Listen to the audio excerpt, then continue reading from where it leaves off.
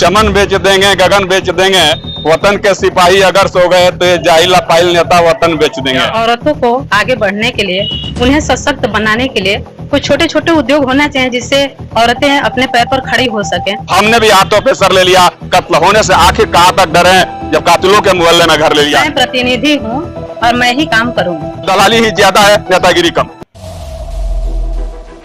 रीना देवी, रीना पांडे, पति मनोज पांडे, गुठनी नगर पंचायत उप सभापति प्रत्याशी हूँ और जनता जनार्दन मेरे मालिक हैं। सबको मैं अभिनंदन करती हूँ। आपने ऐसा क्या सोचा कि हमको गुठनी की राजनीति में आना चाहिए और इस पद के लिए अपने को समझते हुए अपने पर्चा भरा, या ऐसा क्या? गुठनी में मेरे पति 2007 से चुनाव लड़ रहे हैं, तब से मैं इनको देखकर अग्रसर हुई हूँ और इस सब में मुझे भी दिलचस्पी हुई है और मैं भी चाहती हूँ मैं जनता के सामने खड़ा हूँ और जनता के बीच रहूँ और सबके साथ मिलकर इस गुठनी प्रखंड का विकास करूँ। गुठनी नगर पंचायत समस्या क्या है? गुठनी नगर पंचायत जब से नया हुआ तब से यहाँ छोटे छोटे बहुत सारे समस्याएं हैं, बहुत सारे छोटे छोटे समस्याएं हैं, तो इसके लिए जो भी इस गुठनी नगर पंचायत में आएगा वो मैं सब कुछ करूंगी। मुख्य मुद्दा क्या है? आपने जब आपको अगर जनता मौका देती है तो आप क्या करेंगे? सबसे पहले क्या आपको दिख रहा है गुठनी में ये करना चाहिए, ये बदलाव, ये विकास, ऐसा कुछ है दिमाग में? हाँ, होना चाहिए। यहाँ औरतों को आगे बढ़ने के लिए, उन्हें सशक्त बनाने के लिए कुछ छोटे छोटे उद्योग होना चाहिए जिससे औरतें अपने पैर पर खड़ी हो सके और कुछ अपना विकास भी कर सके। तो औरतों के लिए भी कुछ होना चाहिए और यहाँ बहुत सारे मुद्दे हैं जो छोटे छोटे, उन सबको करना चाहिए और मैं ये सब करूंगी।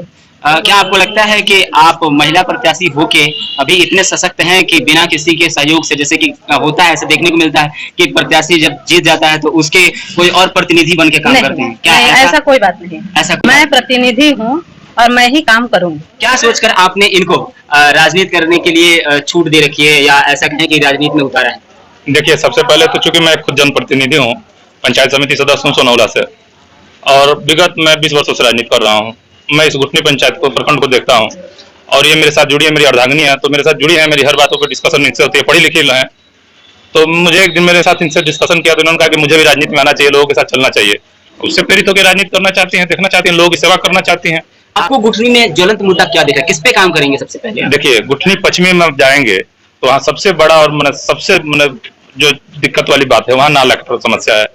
आप आज भी आप जाएंगे तो वहाँ नाला के चलते वहाँ के तमाम जो अगल बगल के लोग हैं, जो हमारे जनता जनार्दन मालिक लोग हैं, उनको आने जाने में काफी समस्या है। सबसे ज्वलंत मुद्दा हमारे यहाँ नाला का है।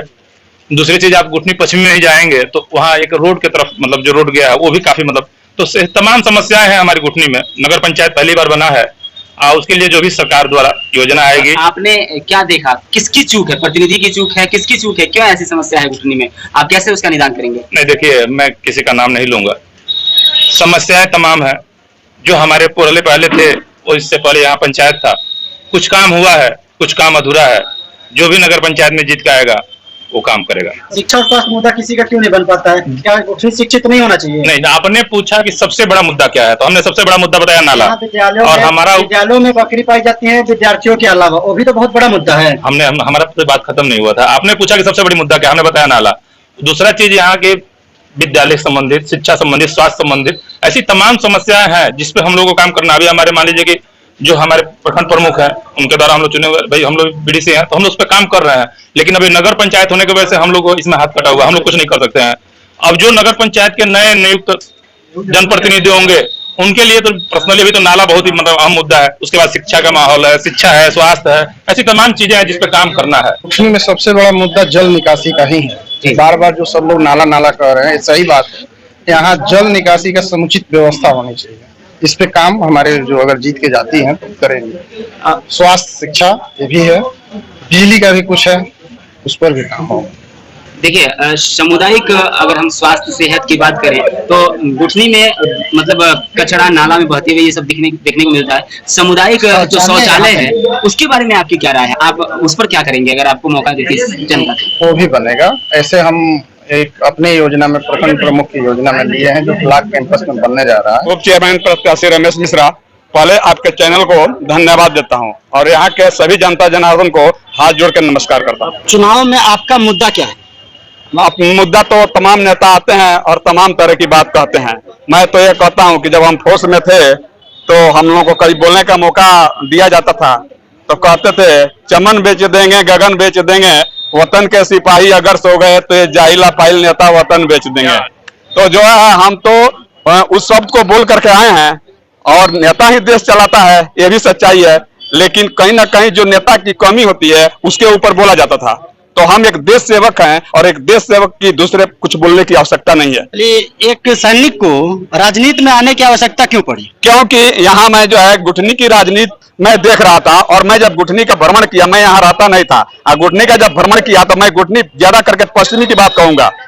आज भी तमाम नेता आए होंगे और आज भी नेता है। मुझे नहीं लगता है कि गुठनी के लोग कुछ कहते हैं कि हमारा जो है गुठनी का वोट गुठनी में ही रहना चाहिए। किस बेस पे कहते हैं और पब्लिक किस बेस पे वोट देती है, वहां आज भी जा करके देखिए कि 96 गांव से नर्क बना हुआ है गुठनी पश्चिमी। जबकि आए दिन जो है और यहाँ जितने यहाँ नेता, तो मैं तो किसी को नेता मानता नहीं हूँ, यहाँ दलाली ही ज्यादा है, नेतागिरी कम है। तो पहला मेरा जो 96 गांव में घुमा हूं, लेकिन पहला गुठनी पश्चिमी का मैंने नाम लिया है। गुठनी पश्चिमी का विकास होगा, उसके बाद से जो सरकार द्वारा आवंटन किया जाएगा राशि अध्यक्ष महोदय से मिल करके और निवेदन करूंगा कि पूर्वी भी आता है, बस पश्चिमी नहीं, पहले कार्य जो है पश्चिमी का हम करेंगे, क्योंकि पश्चिमी का जनता जो है ये स्थिति बहुत ही खराब है। अगर मैंने यह तो चुनाव के पहले ही एक तरीके से लोगों के मन में सवाल आएगा कि सौतेलापन व्यवहार हो गया। सौतेलापन व्यवहार नहीं होता है। जिसके पहले भूख लगी है, जो पहले गरीब है, तो पहले गरीबों को देखा जाए, धनवान को तो देखा ही जाएगा। पश्चिमी में क्या आपको समस्या ज्यादा ज्वलंत दिखता है?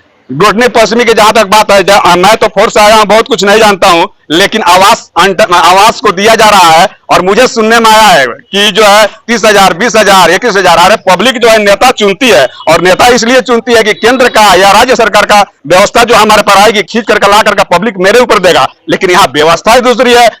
पैसे के चक्कर में जो लोगों को देना है आवास, उसको नहीं दिया जाता है, क्योंकि वो 30,000, 40,000 की व्यवस्था उसके घर पे नहीं है, तो वो कहां से देगा। सबसे ज्यादा जरूरी है गुठनी में सामुदायिक शौचालय, इस पर आप लोग मैं तो चूंकि बोल करके मैं अपनी प्रतिष्ठा खराब नहीं करना चाहता हूं, गुठनी नगर को बदल दूंगा। और आज जब तक मैं नगर में रहूंगा, अगर जीत के पब्लिक मुझे भेजती है तो मेरे ऊपर एक भी उंगली उठेगा या किसी से बोल देगा कि मेरे से एक भी पैसा मांगा गया, तो मैं दोबारा चुनाव का क्या कोई भी साबित कर देगा, तो जितने का राशि होगा उसके दुगुना अपने पास से दूंगा।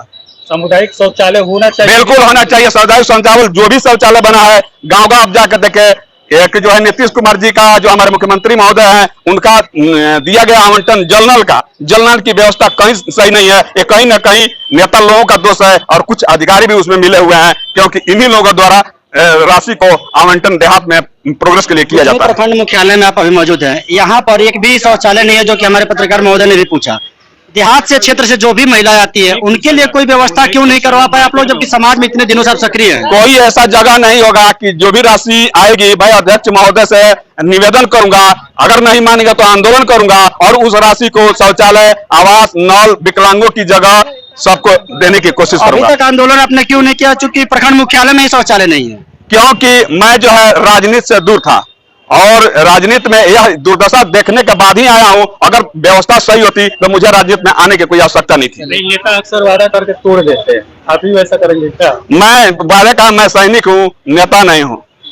इस समय नेता हो गए हैं, इस समय कपड़ा से भी एक सैनिक आज एक नेता के रूप में बात कर रहा है। वो चीजें मैंने आपको बताया कि एक सैनिक का जिस तरह से सत्य और निष्ठा से कर्तव्य करता है, और जो है एक हम लोग शब्द बोलते थे, हमको डरवाने की भी कोशिश किया गया था, लेकिन हम लोग बोलते हैं जब भी शौक से आदत से क्या पूछिए। जब हमने भी हाथों पे सर ले लिया, कत्ल होने से आखिर कहां तक डरे, जब कातिलों के मोहल्ले में घर ले लिया। इसलिए कातिलों को सुधारने का पहला मेरा कार्य होगा। बहुत बहुत धन्यवाद।